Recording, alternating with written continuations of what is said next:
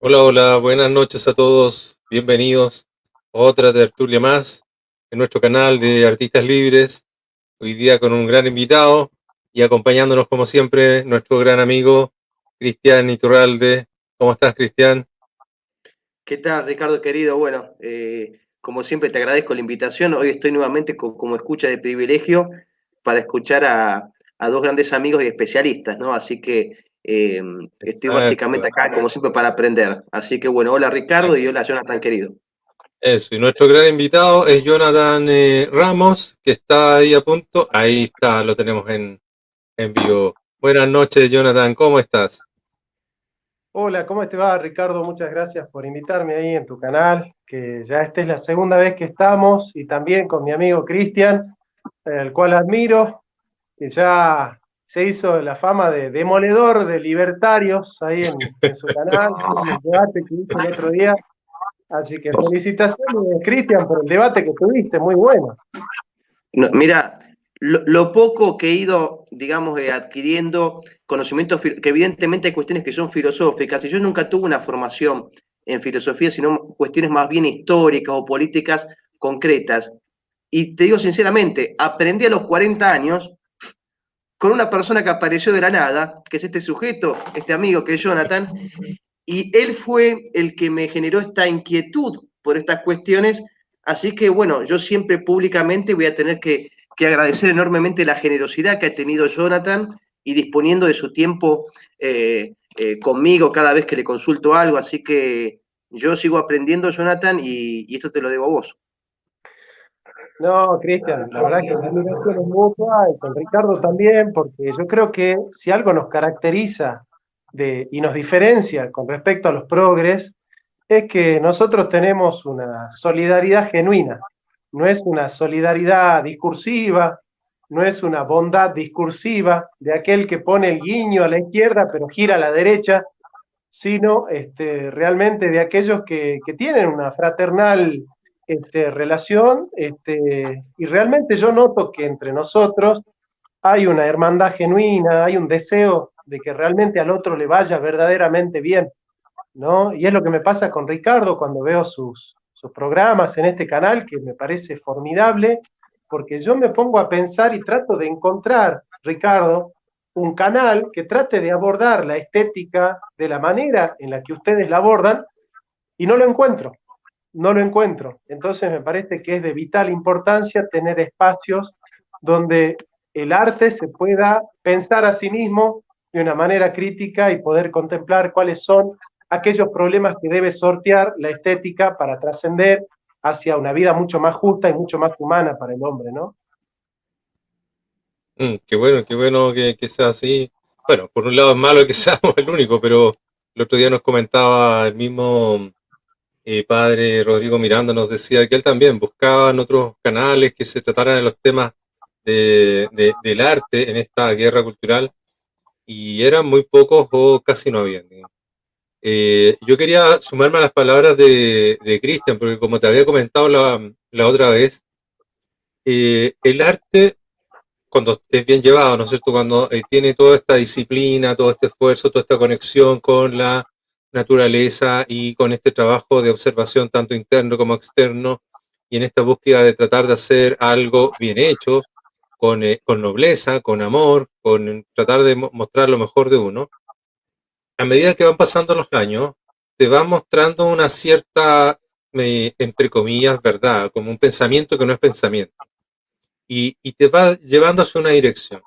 Lo que yo te había comentado hace tiempo atrás era que a mí y a otras personas, de muchos de los que están acá en la fundación, habíamos ido avanzando en esa línea, avanzando, porque lo sentíamos como una parte de, de nuestro propio quehacer, digamos, a pesar de que eso significaba estar en oposición a la hegemonía del marxismo cultural, que era el posmodernismo y todo lo que mueve.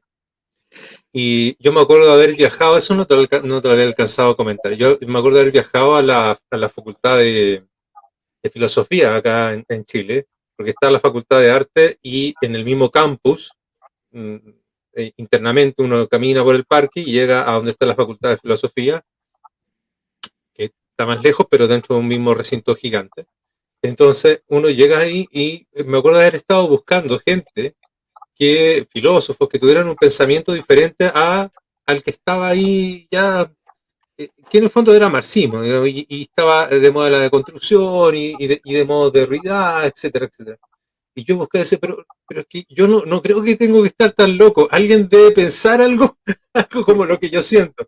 Bueno, fue un esfuerzo que no tuvo éxito y seguimos trabajando así nomás.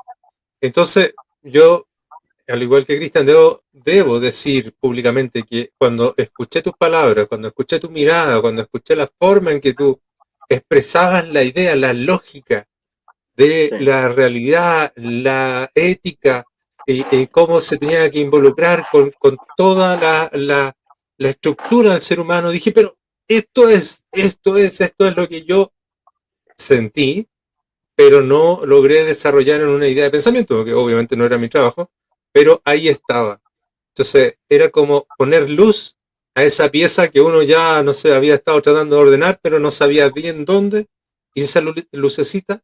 Así que igualmente te agradezco mucho, Jonathan, que exista y valioso lo que tú estás haciendo, Jonathan, porque crear un movimiento, un pensamiento, te lo digo yo desde un lugar en que he estado tratando de crear un movimiento del arte, que también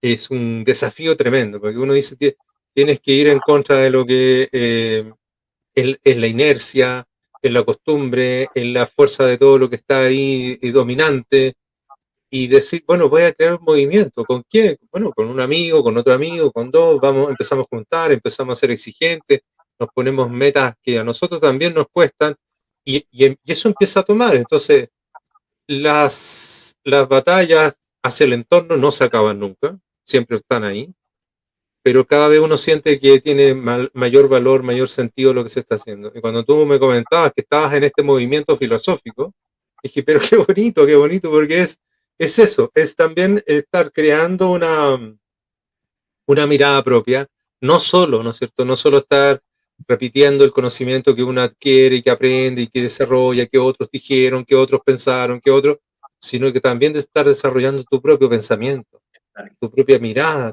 Eso tiene un valor tremendo. Bueno, a ver qué Mirá, vamos a seguir con la... yo te puedo dar un testimonio, si querés, de cómo me fue pasando a mí todo esto de la filosofía, porque de alguna manera cuando uno se sincera un poco, se elimina la jactancia, ¿no? Yo tengo que reconocer que muy poco de lo que cultivo, lo cultivo por méritos propios. Eh, Mira, yo cuando empecé la filosofía, también era otro progre más. De hecho, Cristian conoce dos libros míos en los que yo soy progresista y defiendo a los filósofos que defienden los progresistas, como Michel Foucault, Derrida, Deleuze, Sartre. Eran mis filósofos de cabecera, ¿no? Albert Camus. Y de alguna manera yo sentía que yo tenía que estudiar en la Universidad Católica porque yo había hecho este razonamiento. Yo dije, yo estudiando filosofía he cultivado mucho la filosofía contemporánea y necesito estudiar la filosofía clásica. En la Universidad Nacional no me van a enseñar la filosofía clásica. Entonces me metí en la Universidad Católica para poder ser fuerte en lo clásico también. Y a partir de ahí yo empecé a discutir con todos mis profes que tenían pensamiento clásico, tratando de convencerlos de que estaban equivocados y que el que tenía la posta era Sartre. Ahí veo que Cristian se ríe, claro. O sea, en el fondo, lo que sucede en el arte y en la filosofía es que cuando vos te quedás en la superficie, bebés el pensamiento de moda. O sea, la única manera de salir del progresismo es, como decimos en Salta, rascar la olla. Significa salir de la superficie y comenzar a ingresar en la profundidad de los temas. Pero la gente que no profundiza en los temas está condenada a ser progresista porque el progresismo es el pensamiento de moda y la moda se instala siempre en la superficie. Nunca la moda puede calar lo que es la profundidad, porque en la profundidad de los temas los problemas son eternos. yo creo que lo charlé con vos, Ricardo, hay una carta que le escribe Marx a Engels, sorprendido de que todavía las tragedias de Eurípides nos conmuevan. Sí. Porque, claro, Marx supone que el arte es un epifenómeno de las relaciones socioeconómicas. Entonces, para Marx, ¿cómo puede ser que haya cambiado el modelo esclavista al sistema feudal y al capitalista, y sin embargo las fábulas de Esopo y las tragedias de Eurípides nos sigan conmoviendo? Y tiene que ver con esto, ¿no? Con que para ellos el arte y la filosofía se instala en el epifenómeno de las relaciones profundas que son las socioeconómicas. Es decir, el arte es simplemente la expresión del estado de la cuestión económica. Y me parece que darle al arte ese rol de ser una especie de panfleto del sistema socioeconómico vigente es colocarla al arte en lo superficial. Y nosotros sabemos que el arte trasciende no cuando se ubica en lo superficial, sino cuando trata de descubrir lo eterno del hombre, aquellas condiciones eternas del hombre. Por eso los clásicos en el arte no van a pasar nunca de moda, porque no están en la superficie. Exacto, exacto, claro que sí. Sí, lo conversábamos también con Rodrigo, ayer, el viernes pasado.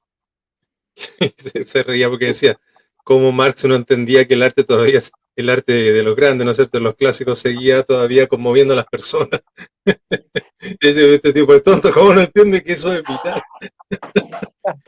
Yo te digo que a mí no deja de sorprenderme, y mira que ya he tenido varios programas con Jonathan, vamos a tener otro la semana que viene, pues yo tuve hace 2-3 semanas que tengo el canal un poco inactivo, pero digamos cómo simplifica y cómo dice en un lenguaje que podamos entender todo cuestiones tan abstractas.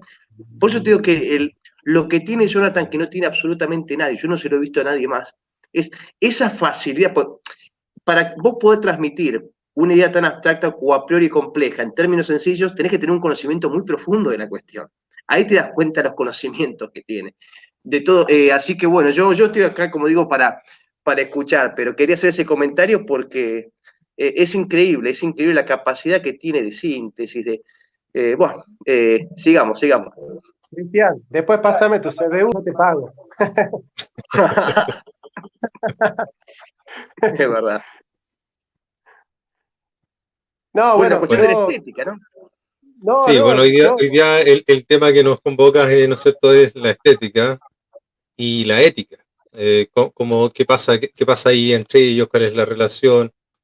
Y sobre todo enfocado en el mundo del arte, ¿no es cierto?, que es lo que a nuestro canal la gente le interesa, porque ya hace tiempo que el arte ha estado en un abandono de estos grandes principios y se sumerge en una cosa que ya lo habíamos comentado en otros capítulos de Tertulia.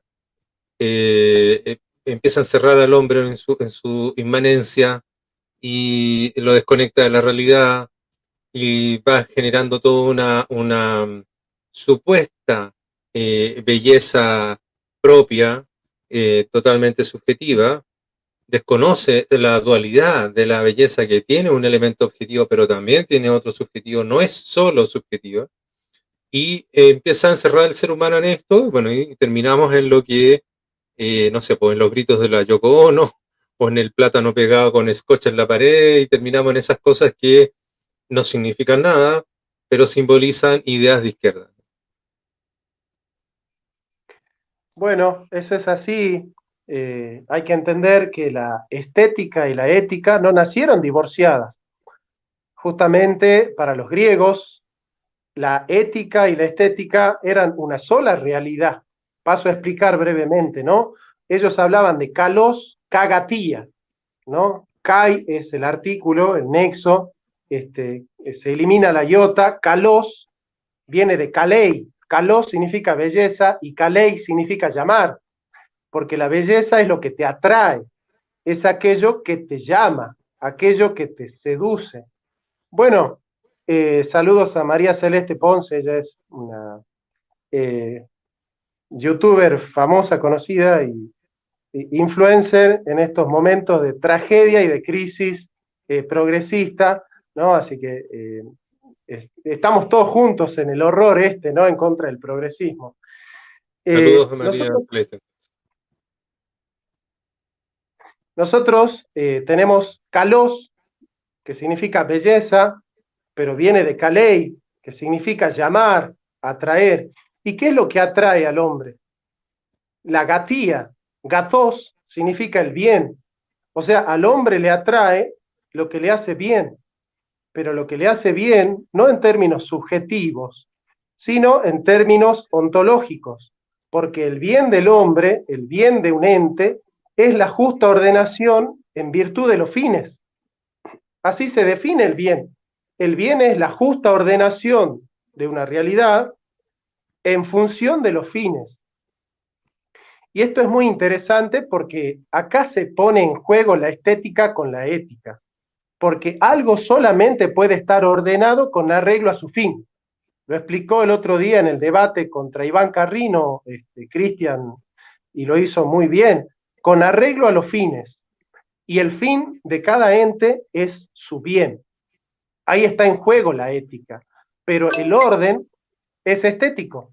De hecho, la palabra cosmética, de la cual se habla de la belleza, viene de cosmos, y la palabra cosmos significa orden. Entonces, la cosmética es la organización bella de un ente con arreglo a su fin. Si nosotros perdemos el fin de la vida humana, no podemos arreglar armoniosa y bellamente su vida con arreglo a su fin. ¿Cuál es la diferencia entre la ética y la estética?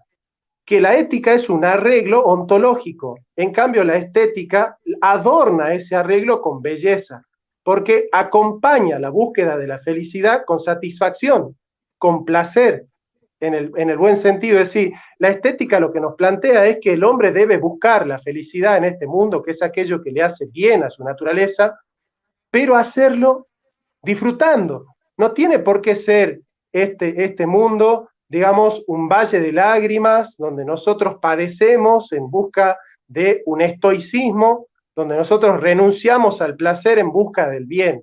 Justamente tiene que ser una satisfacción gozosa, un camino gozoso, un camino de disfrute, de placer. Y la estética lo que nos permite a nosotros es ir gozando, ir pudiendo tener satisfacción en esa búsqueda de la felicidad, que no es una felicidad psicológica, que no es una felicidad subjetiva. La felicidad es la plenitud de la naturaleza, es cuando el hombre se ha podido verdaderamente humanizar. Es por eso que solamente una vida justa es una vida feliz. Ahora, la vida justa no necesariamente tiene que ser una vida abnegada. Ahí es donde entra en juego la estética.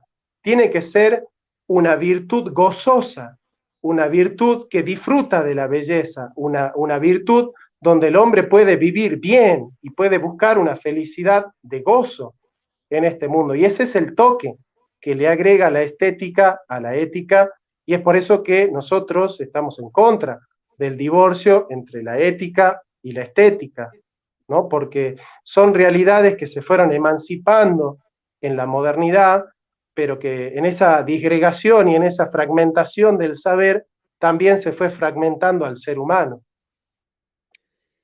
Tengo una pregunta, Jonathan. La palabra estética, etimológicamente, ¿ya contiene la ética? ¿Ya desde la propia etimología de la palabra estética está contenida la ética o no? Mira, la palabra estética viene del griego aesthesis, que significa percepción o sensación. Y así comienza, por ejemplo, la metafísica de Aristóteles. Comienza así, ¿no? Dice, Pantas, Anthropoi, Eudenai, Oregon, Daifisoi. Todos los hombres desean por naturaleza saber. Señal de esto es el amor que tienen los hombres a las sensaciones, a las percepciones. Entonces, nosotros los hombres nos gozamos con ver, nos gozamos con sentir, nos gozamos con las percepciones de este mundo. Claro, no todas las percepciones son bellas, ¿verdad? Pero sí que la belleza nos entra por los sentidos. Es decir, es imposible captar la belleza sino a través de los sentidos. Lo que pasa es que dentro de una concepción dualista se le ha entregado a la aistefis la ciencia. La ciencia es aquella que se encarga de estudiar a través de los sentidos, y nosotros los filósofos somos de la noesis, del pensamiento puro. Entonces, cuando se ha divorciado la noesis, el pensamiento, de la aistefis, de la sensación, se le ha regalado la aistefis a la ciencia y la noesis a la filosofía. Entonces, ¿qué es el arte? ¿Dónde juega el arte? Bueno, el arte es el que trata de justificar el abandono del hombre en la fenomenología del espíritu en una conciencia intrascendente. Y es por eso que Nietzsche, en El origen de la tragedia, va a decir, nosotros tenemos el arte para no sucumbir en la verdad. O sea, la tesis de Nietzsche es que el arte sirve al hombre para crear ficciones para no poder, para que el hombre no sucumba ante la verdad. En este sentido, Nietzsche está siendo heredero de Arthur Schopenhauer, cuando Schopenhauer, en El mundo como voluntad y representación, dice que este mundo, esta imagen del mundo que tenemos nosotros, simplemente es una representación de una voluntad como trasmundo, al estilo budista del hilo de Maya, que crea una especie de ficción mágica en la cual todos nosotros creemos que esto es una realidad, cuando simplemente es la representación de una voluntad. Entonces, cuando el arte queda subsumida al giro trascendental y al giro inmanentista por el voluntarismo, entonces el arte lo único que hace es una petición de principio para construirle al hombre las ilusiones que le impidan el hecho de enfrentarse con la verdad. Ahora fíjate, en Nietzsche entonces hay un divorcio entre la lógica y la estética, entre la ontología y la metafísica y la estética. Bueno, aquí ya tenemos la posmodernidad.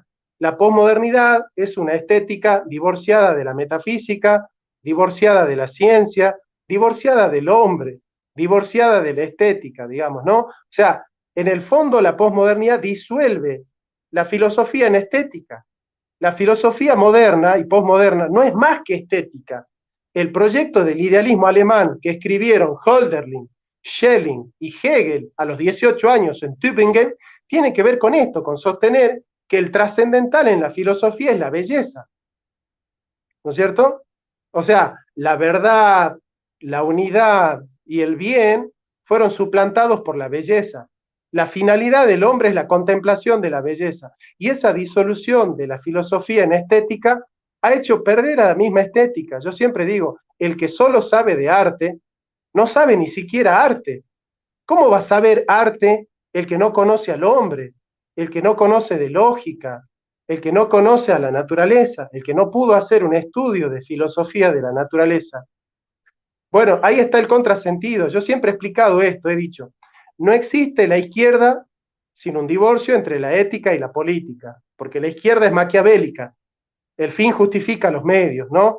El fin, que es la igualdad, justifica la matanza de 40 millones de personas por Stalin, justifica la violación de la propiedad privada, la violación de la libertad de expresión, la violación de la libertad de culto, la prohibición del cristianismo. El fin justifica los medios. No hay izquierda sin un divorcio entre ética y política, pero tampoco hay liberalismo sin un divorcio entre ética y economía. Entonces, fíjense ustedes, surge el positivismo con un divorcio entre ética y ciencia. Surge el liberalismo con un divorcio entre ética y economía. Surge el marxismo con un divorcio entre ética y política. Y surge la modernidad con un divorcio entre ética y estética. Ahora, ¿cuál es el pensamiento revolucionario que tenemos que tener nosotros? La irrupción de la ética en todos los fenómenos de la ciencia y de la vida humana. Es poder reincorporar la ética como el despliegue humano, ¿no es cierto?, en todas las dimensiones de la vida. Y me parece que esa es la lucha que tenemos que dar, ¿no? La reincorporación de la ética. Disculpen que me haya alargado. No, perdón, Bien, Ricardo, bien. seguro Ricardo quiere preguntar, pero ¿qué es la pregunta que se me ocurrió recién? ¿Qué diferencia hay entre ética y moral, Jonathan? Bien, la ética es una reflexión filosófica acerca del buen vivir, ¿no es cierto? En la ética nosotros hacemos una distinción entre el bios, que es el modo de vivir, y la zoe. La zoe es la vida simple. Por ejemplo, todos nosotros somos zoon, somos vivientes.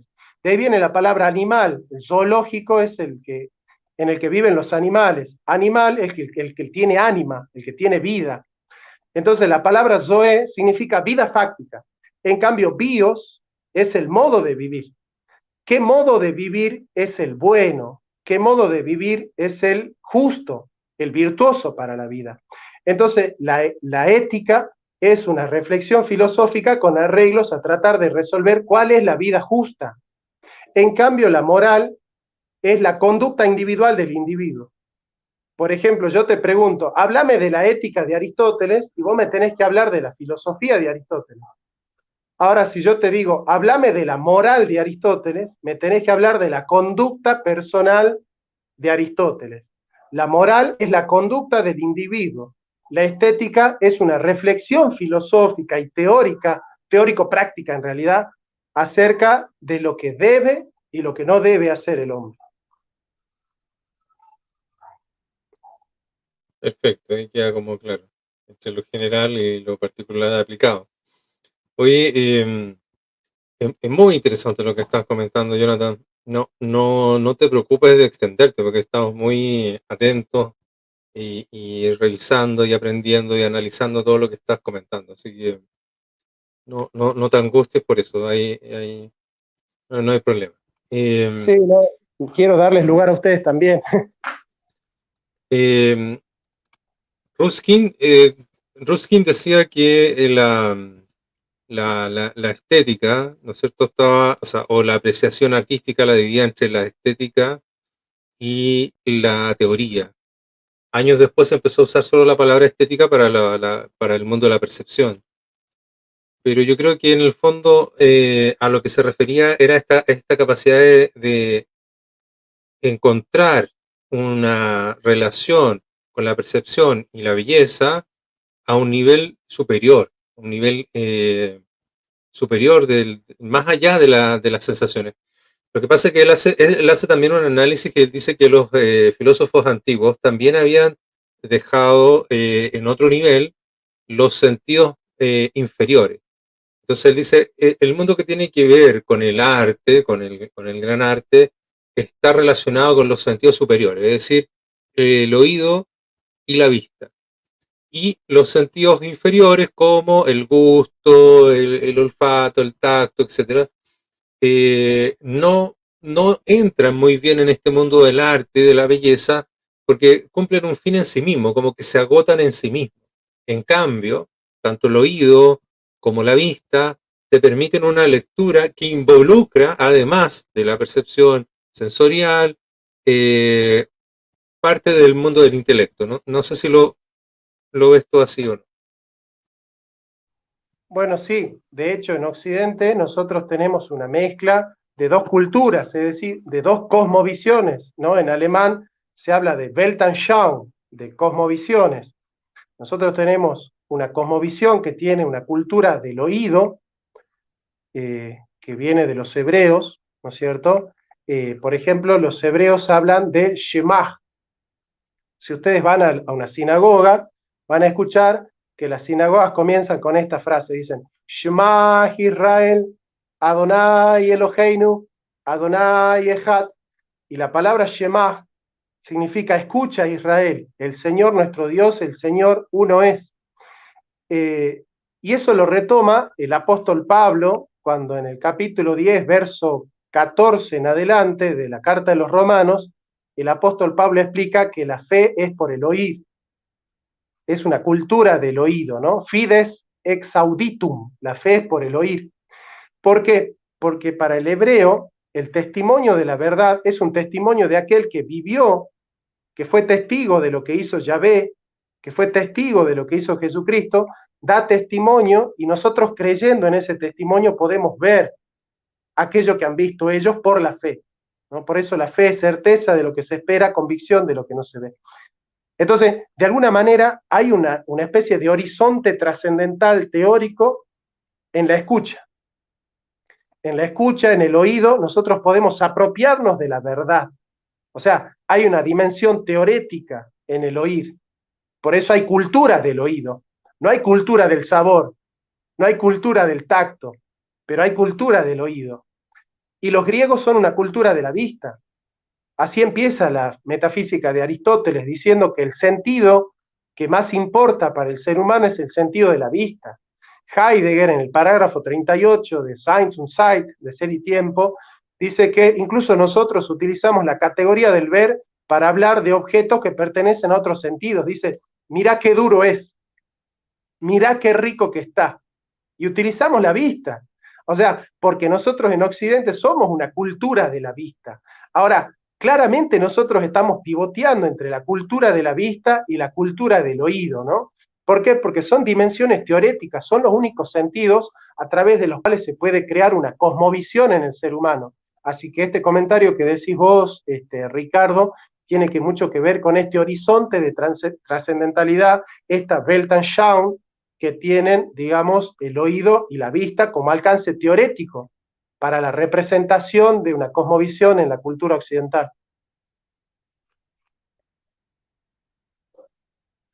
Claro, exacto. Claro, y por eso que desde ese momento, ¿no es cierto?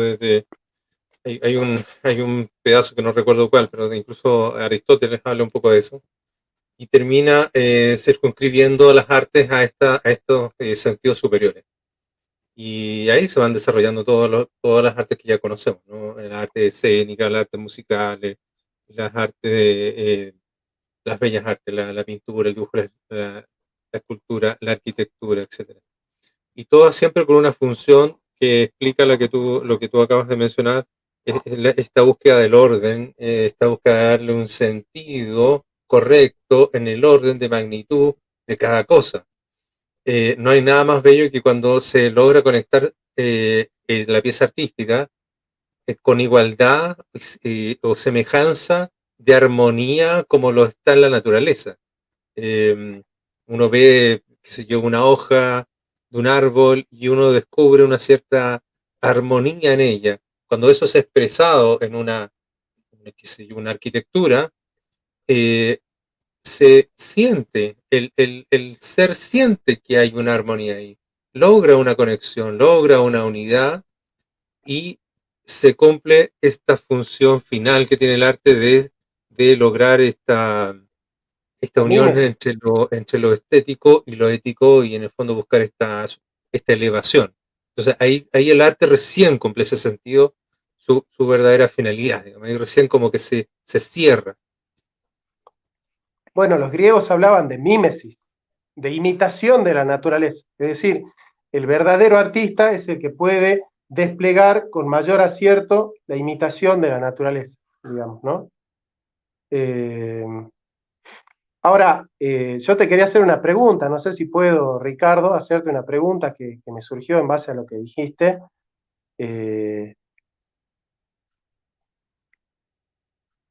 Hablaste de bellas artes, ¿no? Y a mí me surgió, digamos, la inquietud que me surge cuando se habla de políticas públicas, ¿no? Porque no existen políticas privadas, ¿se entiende? Toda política es pública, ¿no? Y cuando vos decís bellas artes, yo también te podría preguntar, no hay arte fea, digamos, si se busca, si la categoría es la fealdad, si el derecho es la fealdad, eso no es arte. Es como, ¿por qué hay que adjetivar artes bellas como si el arte tuviese la posibilidad de no representar la belleza, ¿no? Pero quizás es una pregunta de la desinformación, te la hago desde el sentido común. No, está muy bien. Lo que pasa es que hoy día, ¿no es cierto?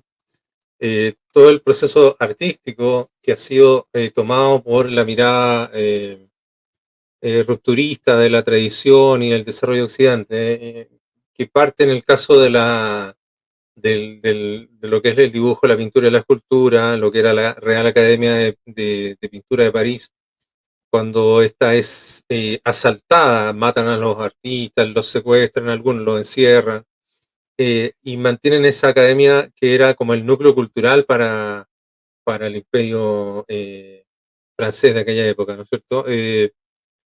Cuando cierran esto, cortan una tradición histórica que se había mantenido por muchos años, que era lo que hablábamos también la otra vez que yo me apoyo en el esfuerzo de mis antecesores, es decir, no tengo que estar inventando cada cosa cada día, digamos. O sea, si ya alguien inventó la electricidad, no tengo que matarme en inventar la electricidad de nuevo porque desconozco todo el esfuerzo que han hecho los seres humanos como yo años anteriores, sino que la gracia de las grandes academias es que uno asume el esfuerzo de los anteriores, lo toma como base y uno sigue avanzando. Bueno, esa tradición es cortada por violencia, digamos, por estas ideas revolucionarias de la época de la Revolución Francesa. Y desde ese momento el arte empieza a caer, porque ellos desconocen principalmente esta mirada de orden general. Entonces ellos dicen, no hay un orden general, no hay una belleza general, no hay reglas. Entonces el objetivo, lo que todo artista debe hacer es aprender las reglas para romperlas. Era una cosa bien absurda, pero era como que estaba de moda. Y había una frasecita que ellos repetían constantemente. Pero todo eso era movido por fuerzas que hoy día podríamos identificar como fuerzas de izquierda, porque eran ateas, eran colectivistas, en el sentido de igualitarista, mejor dicho, etcétera. Entonces, ellos son los que empiezan a promover esto, y de esa caída, porque el arte de la pintura, por ejemplo, tiene tres elementos, que es la forma, que es el dibujo, donde uno reconoce intelectualmente que ahí hay algo, ¿no es cierto? El dibujo es lo más abstracto, pero al mismo tiempo es lo más que llama más a la mente, porque además evoca la narrativa, es decir, la historia. Yo puedo dibujar una taza, un plato, una mesa, eso es un dibujo, ¿no? Pero la pintura tiene dibujo, también tiene luz y sombra, que es lo que le da volumen, el mundo espacial, y tiene color, que cada cosa tiene su propio color, su propia vibración de la materia. Lo que empiezan a hacer estos tipos, y parten con los impresionistas, que, bueno, no todos, pero sí Cézanne, que era parte del movimiento del impresionista, se agarra de unas ideas de Kant, de que en el fondo todo es subjetivo, y lo empieza a copiar así, se transforma en el artista que es el que más sigue al pie de la letra sus ideas, era el que más expresa sus ideas siguiendo al pie de la letra. Entonces Cézanne destruye la forma, el dibujo se empieza a desarmar y elimina el valor. Y el valor es súper importante. ¿Te has fijado que las fotografías que son en blanco y negro expresan más emotividad que una fotografía a color? ¿Te provoca más una cosa emotiva? Bueno, es porque la luz y la sombra va dirigida a la emoción del ser humano. No tanto así el color, que es un poco más, por así decirlo, más bruto, ese sería el equivalente al ritmo en la música, y no así el dibujo, que sería la parte de más melódica, que va más al intelecto, está asociada un poco más a la letra, por así decirlo. Entonces, ellos empiezan a destruir esto, primero sacan el valor, después sacan el dibujo, entonces dejan la mancha sola, ¿no es cierto? Ahí estamos con el arte abstracto, y después vienen, o el arte cubista, que también va deformando el ser humano. El ser humano ya se informa, ¿sí? El ser humano plano, el ser humano totalmente deconstruido, ¿no es cierto? Todo lo que hace el cubismo, etcétera. Pero de ahí empiezan a moverse distintos movimientos, ismos, y cada vez nos vamos topando con un arte, que se sigue llamando arte, lamentablemente, cada vez es más feo, es más horroroso, te provoca una sensación de desagrado, te provoca una sensación de rareza, de, no sé, de angustia incluso. Y hoy día ya estamos en una cosa totalmente, ya se dio como dos vueltas, la tuerca ya pasó de vuelta, ya, porque ya ni siquiera hay arte propiamente tal. Hoy día agarran un plátano, lo pegan con un scotch en una pared, o ponen en un tarro de conserva un montón de excremento y dicen que eso es arte, o te ponen unos perros muertos y dicen que eso es arte. Entonces ya estamos en el nivel de lo grotesco, de lo barbárico, de lo animalesco, y a ellos les siguen llamando arte. Ahora, para mí eso no es arte, porque está contradiciendo el principio original de lo que debiera tener el arte.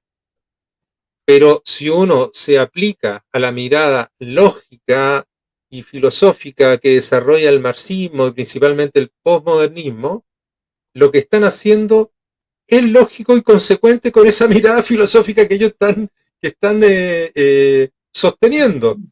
Entonces, uno dice, sí, para esta gente eso es arte. Lo que pasa es que yo no soy esa gente. Yo no soy marxista, ni postmodernista. Entonces, mi mirada y la mirada que yo quiero defender y la mirada que nuestra organización quiere impulsar es otra. ¿Por qué no soy marxista? O sea, yo creo en esta otra mirada de un arte, ¿no es cierto?, que busca elevar al ser humano, que busca lo mejor de él cada día y que busca conectar al ser humano con la naturaleza, con la verdad, con Dios. Bueno, yo creo que ahí está un poco la clave de lo que venimos diciendo, ¿no? El arte se dice de muchas maneras, pero siempre según el hombre, ¿no? El hombre es el analogado principal del arte, de la política, de la economía, hasta en cierto punto también de la filosofía.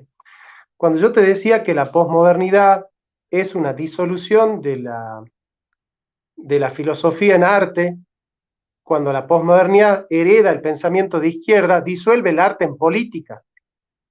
Y ahí surge el arte conceptual.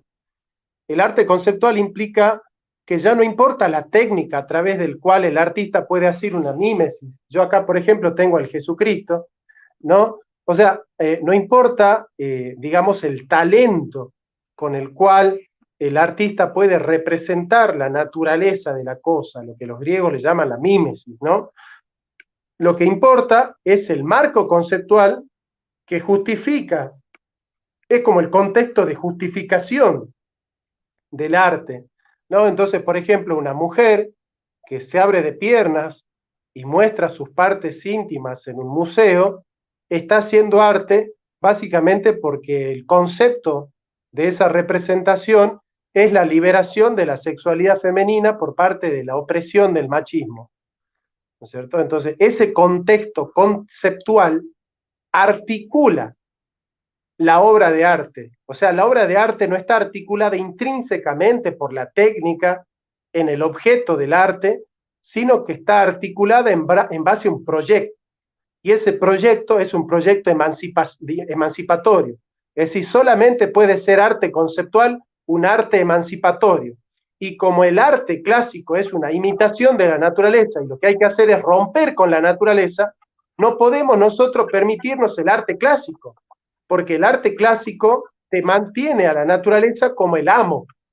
Y lo que tenemos que hacer nosotros es liberarnos de ese amo que es la naturaleza. Entonces, el arte que representa la naturaleza, que es mímesis, nos sigue a nosotros encadenando a una heteronomía. Y como la búsqueda es la autonomía, solamente puede ser arte conceptual el arte emancipatorio. Entonces, así como la filosofía se disuelve en la estética se disuelve en política. Entonces, en el fondo, el nuevo arte postmoderno es política, porque tiene como objetivo la emancipación. Recordemos el lema de los del Mayo francés, la imaginación al poder. Claro. Y por eso Rorty dice, a las grandes luchas emancipatorias ya no las da la filosofía, las da el arte. Los grandes problemas de la humanidad ya no se resuelven en la filosofía, se resuelven en el arte, que es una mala comprensión del segundo y el tercer Heidegger, cuando en los Beiträge y en algunos comentarios de Geschichte des Seins, Heidegger dice que para no renovar el olvido entre ser y ente, tenemos que habitar poéticamente el mundo, claro, pero el horizonte de comprensión de lo que es la poesía para Heidegger, leyendo a Hölderlin, no es lo mismo que la poesía entendida desde el Mayo francés con Deleuze o Derrida, por ejemplo, ¿no? Son cosas muy distintas. Tengo una pregunta, Jonathan, querido. Yo no sé si lo escuché, pues yo siempre tomo cosas tuyas, después de Ricardo, y después no sé de quién lo saco, pero bueno, yo voy tomando nota. ¿Es posible que haya sido de algún modo pionero en esto Kant en cuanto a que él no le daba, digamos, importancia a las propiedades objetivas de la obra, y él más bien decía que era arte, digamos, bueno, lo subjetivo, ¿verdad? Lo que quiere expresar el individuo independientemente de las propiedades objetivas de la obra. No sé si esto es como una especie de precursor del arte conceptual, no sé si estoy mezclando cosas, pero no sé si Kant tiene algo que ver también en esto. Bueno, perfecto, tu pregunta es excelente y solamente puede hacer una pregunta excelente a alguien que está informado. Yo voy a explicar brevemente las tres críticas de Kant para entender cómo es el giro trascendental de Kant, ¿no? Kant dice en la crítica de la razón pura, llamo trascendental al conocimiento no de las cosas, sino de nuestra forma de conocerlas de manera a priori. Entonces, el a priori es resolver en el sujeto trascendental aquello que es del objeto. Entonces, en la crítica de la razón pura, Kant termina resumiendo algo así, que no es verdad, que no lo conozco porque es verdad, sino que es verdad porque lo conozco. Ese es el sujeto trascendental, ahí está el giro trascendental. No lo conozco porque es verdad, es decir, la intencionalidad de la conciencia de la que habla Brentano y Husserl, sino que es verdad porque lo conozco. Es decir, el objeto se adapta al esquema trascendental del sujeto. Tenemos estética trascendental, analítica trascendental, donde están las categorías, las 12 categorías, y la dialéctica trascendental, donde están las ideas de la razón, las ideas regulativas que pueden degenerar en antinomias, paralogismos o el ideal de la razón. En la crítica de la razón práctica, Kant dice, no lo quiero porque es bueno, sino que es bueno porque lo quiero. Ahí está el giro trascendental en la ética. No es que yo lo quiero porque es bueno en sí mismo, sino que es bueno porque yo lo quiero. Bonum quia volitum, no volitum quia bonum. ¿No es cierto? Mala quia prohibita. Es malo porque está prohibido. Nosotros decimos prohibita quia mala. Es malo, está prohibido porque es malo. Y en la crítica del juicio, él dice, no me gusta porque es lindo, sino que es lindo porque me gusta. Ahí se termina, digamos, la trascendentalidad en Kant, ¿no es cierto? Es verdad porque la conozco. Nosotros decimos la conozco porque es verdad, porque es real. La conozco porque es real, no es real porque la conozco. Lo quiero porque es bueno. Kant dice, es bueno porque lo quiero. Y nosotros decimos, me gusta porque es lindo, objetivamente. Él dice, no, es lindo porque me gusta. Entonces ahí se completa el giro trascendental. El giro trascendental es que las cosas son bellas porque el sujeto las desea, las cosas son buenas porque el sujeto las quiere y el mundo es real porque el sujeto lo conoce. Clarísimo.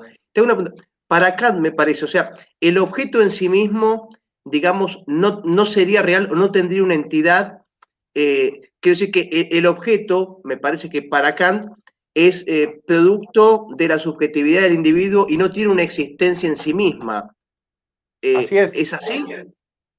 Kant dice, solo hay objetos para el sujeto. Es decir, el mundo que el sujeto conoce es el mundo que el sujeto construye. Entonces, Claro, lo de que alguna pasa es manera, antes del objeto solo hay cosa en sí, pero la cosa en sí no existe y no puede ser conocida. El mundo es una construcción del sujeto, claro.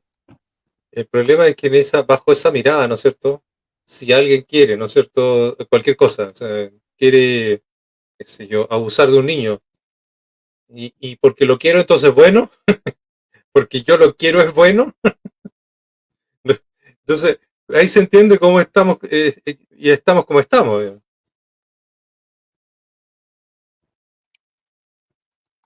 Bueno, esto tiene que ver justamente con el giro trascendental. El giro a la inmanencia en Kant se da en la inteligencia, en la crítica de la razón pura, en la voluntad, en la crítica de la razón práctica, y en el goce estético, en la crítica del juicio. Kant es el teórico del giro a la inmanencia. En realidad nosotros creemos en la trascendencia. O sea, Cristian, acá te voy a decir algo que te va a gustar. En realidad Sartre es superior a Kant, porque Sartre, en la trascendencia del ego, él dice, la conciencia no es un lugar tranquilito que reposa ensimismada. La conciencia está arrojada al mundo. La conciencia está eyectada en el mundo. Sartre le llama a las filosofías de la conciencia, decía a las filosofías que sostienen que toda la verdad se resuelve en la conciencia, filosofías digestivas.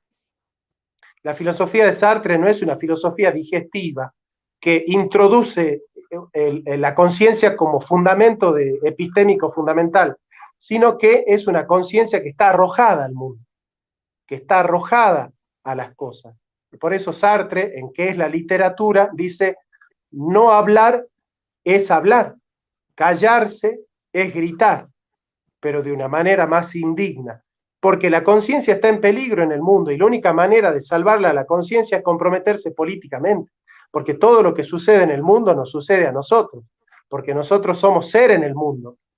Entonces, esto es muy interesante entenderlo también en Ortega, cuando Ortega, como dice un amigo, Ortega y Gasset, esos dos filósofos, dice, él habla dice, la naturaleza le es a las cosas lo que la historia le es al hombre. Yo soy yo y mi circunstancia. Y si no salvo a mi circunstancia, tampoco me puedo salvar a mí. Y esto tiene que ver mucho con el debate que tuviste vos, querido Cristian, contra Iván. Porque para los liberales, el individuo se salva solo, ¿no es cierto? Y en realidad no hay libertad en el country. Encerrado en el country no hay libertad. Solamente puede haber libertad cuando hay una comunidad libre. Solamente puede haber un sujeto justo cuando hay una sociedad justa. Por eso es que nosotros hablamos de justicia social, que es el concepto de Aristóteles, de Santo Tomás de Aquino, digamos, ¿no? Porque entender entonces que si yo no salvo a mi circunstancia, si yo no salvo a mi ciudad, si yo no salvo a mi barrio, si yo no salvo a mi país, tampoco me puedo salvar yo. Esto no es sálvese quien pueda. Esto es o nos salvamos todos o nos hundimos todos. Esta conciencia social es la que a vos te lleva, por ejemplo, a luchar en contra de la despenalización del aborto, en contra de los liberales que dicen todo en libertad y sálvese quien pueda. Me parece que esta conciencia de que si no salvo a mi circunstancia, no me salvo yo, es entender un poco la politicidad que tiene el hombre. El problema no es que el hombre sea político, el tema es que se disuelva la política en una ideología que es un relato que no tiene nada que ver con las mujeres, que no tiene nada que ver con los pobres, y que no tiene nada que ver con los indígenas, y que no tiene nada que ver con la naturaleza. El naturalismo no tiene nada que ver con la naturaleza, el feminismo no tiene nada que ver con las mujeres, y la izquierda no tiene nada que ver con los pobres. En los países donde se instala la izquierda hay más pobreza, y en los países donde se instala el discurso feminista mueren más mujeres.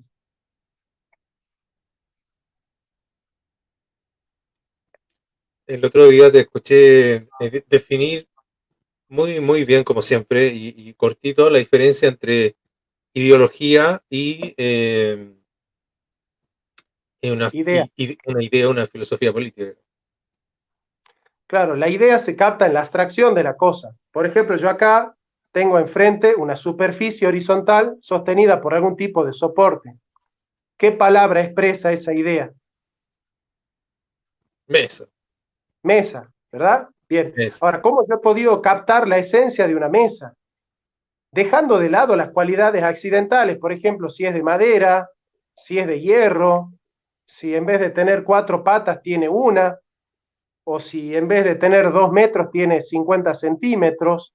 O sea, yo he prescindido de los datos accidentales y he captado la idea esencial. Captar la idea esencial, perdón, captar la idea esencial es captar la forma de las cosas y dejar de lado los accidentes. Esa es la idea. La idea es la captación de la esencia de las cosas. ¿Pero cómo? Teniendo contacto con las cosas. Yo solamente puedo tener idea de la cosa si tengo contacto con la realidad de la cosa. Ahora, ¿qué es la ideología? Resolver sin contacto con la realidad aquello en lo que significan las cosas. Entonces, ¿qué es una ideología? La ideología te dice qué es el hombre, pero sin la ciencia. La ideología te dice qué es la justicia, pero sin la ciencia, sin la filosofía realista. Y bueno, ese es el problema. Iván Carrino le quería enseñar a Rodrigo, a Cristian, lo que es la justicia en la libertad, pero sin hablar de qué es el hombre. Entonces, ¿cómo vos vas a poder legislar sobre las drogas para el hombre sin preguntarte qué es el hombre? Bueno, esa es una ideología. La ideología es la que te dice qué es el hombre, pero sin haberlo estudiado verdaderamente, sin haber tenido un contacto empírico con el hombre. Entonces, la única manera de salir de la ideología es a través de la experiencia, a través de un contacto empírico con la realidad. Entonces, la idea surge de un contacto empírico con la realidad. La ideología surge de haber renunciado al contacto con la realidad. Brillante. Ricardo, tengo tiempo de hacer una preguntita a Jonathan, porque rápido, no sé, ¿sí? Sí, Es un tema que hablamos siempre, sí, Jonathan, sí, con que Ricardo. Jonathan puede. Sí, Bueno, sí, por supuesto, bueno, pero como es amigo, yo sé que me va a responder, bueno, vos también, pero este es un programa y por el tema de la extensión. Pero siempre hablamos con Ricardo, Jonathan, esto, digamos, esta reacción que nos genera ver, digamos, un arte feo, ¿no? Hablábamos, por ejemplo, si uno incluso escucha música atonal, a mí me generan malas sensaciones. Si uno ve un arte feo, disruptivo, como decía Ricardo, te genera cierto resentimiento, cierto vacío existencial, etc. Si vos podías, ¿cuál sería, digamos, la explicación filosófica a estos efectos que tiene este pseudoarte en el ser humano, estos efectos negativos que podemos sentir y percibir de modo inmediato?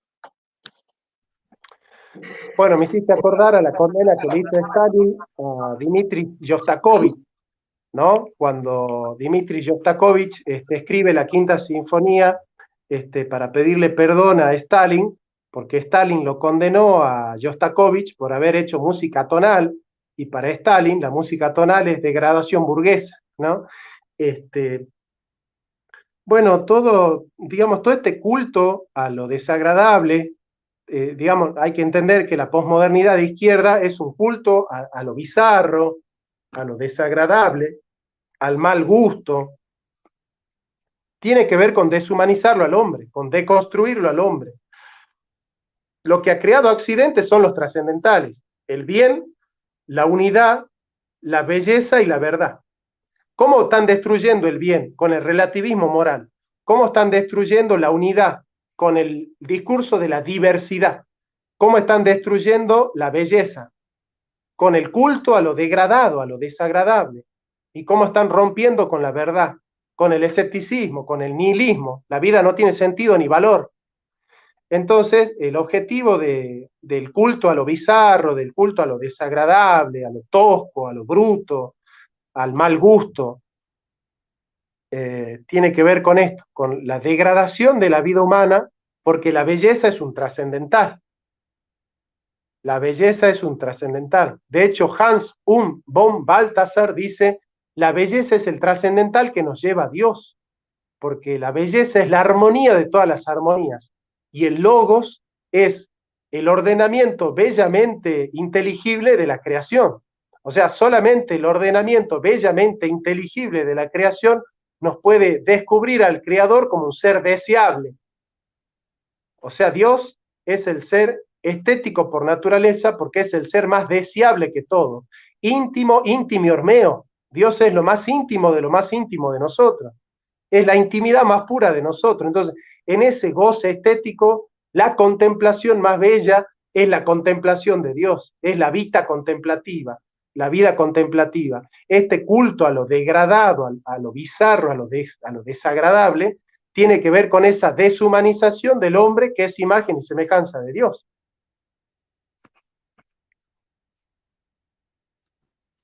claro. Sí, eso es lo que también hemos comentado, ¿cierto? Cada vez que un artista, ya sea que tenga claro o no, dentro de su mirada de concepción filosófica o artística, cada vez que un artista busca, se acerca, intenta, camina hacia encontrar la belleza en su interior, en el exterior, en la naturaleza, en la vida, de alguna manera, sin que lo tenga conciencia o no, ojalá la tenga, pero aun cuando no la tiene, lo que está haciendo es tratar de conectarse con la gran belleza, la belleza universal. En el fondo está intentando conectarse con Dios. Y esa conexión es su responsabilidad. Ese es su trabajo, es decir, conectarse con esa belleza, hacerla mucho más evidente, darle una nueva estructura para que pueda expresarse otra vez y signifique un goce, una atracción y un elevar a los espectadores que la van a poder disfrutar. ¿Me dejás decir algo a partir de eso que decís? Que es algo metafísico pero profundo. Santo Tomás de Aquino, la estética es la más divina de todas las ciencias, porque nos sirve para producir. La palabra creación en griego es poiómeta, y la palabra poiómeta es la que se usó para la raíz de poesía. La palabra poesía viene de poiesis, que significa poiesis es producir. Nosotros cuando producimos belleza, estamos participando de la manera más cercana y próxima posible de los atributos de Dios, porque el atributo de Dios más incomunicable es que Dios es creador, y la única manera en la que el hombre puede crear es a través de la poiesis, es decir, a través del arte. A través del arte nosotros podemos participar de la creación de Dios, del acto creador de Dios, porque producimos belleza. Producimos belleza ordenando la naturaleza. Y ordenando la naturaleza, haciéndola más bellamente inteligible, estamos participando del acto creador de Dios. Por lo tanto, la estética es la ciencia más divina de todas, porque en ese acto de poiesis, de poético, el hombre participa más íntimamente del acto más divinamente divino y más profundamente celestial, que es el acto de la creación.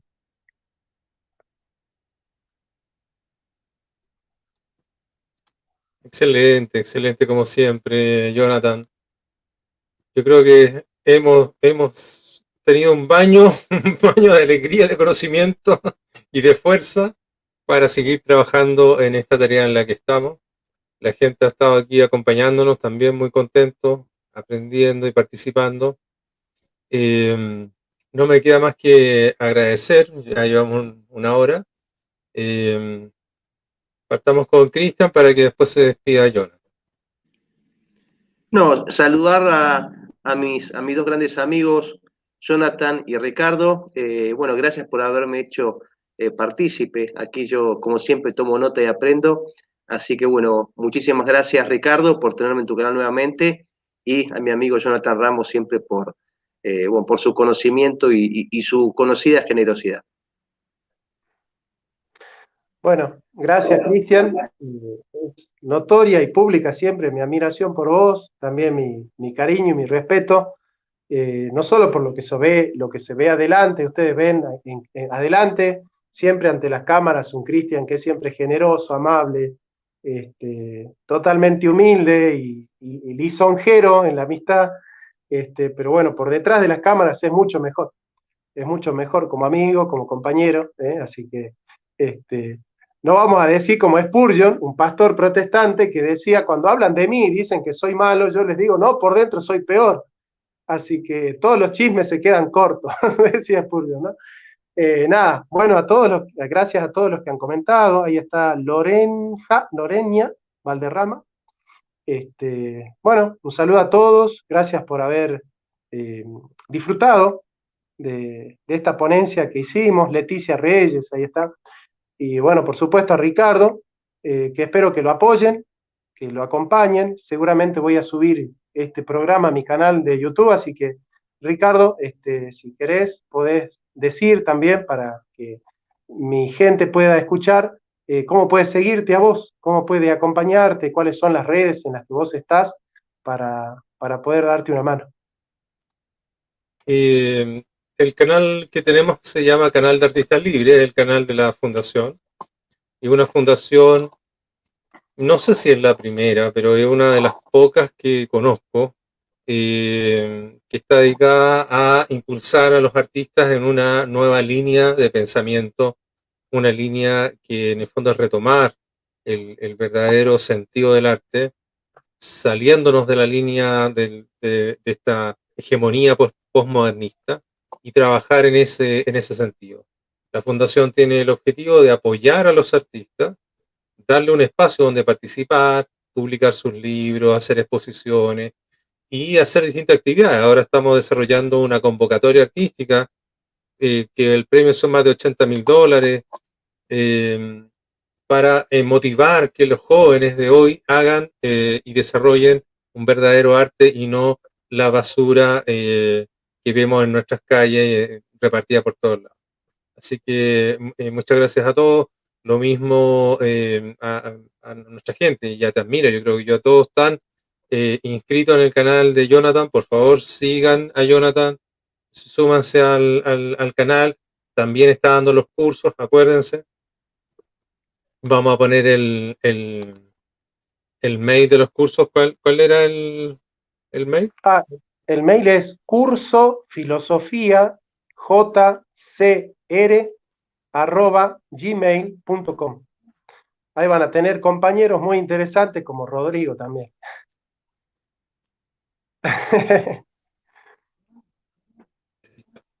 Muchas gracias por tu generosidad, Ricardo. Ahí estamos, entonces.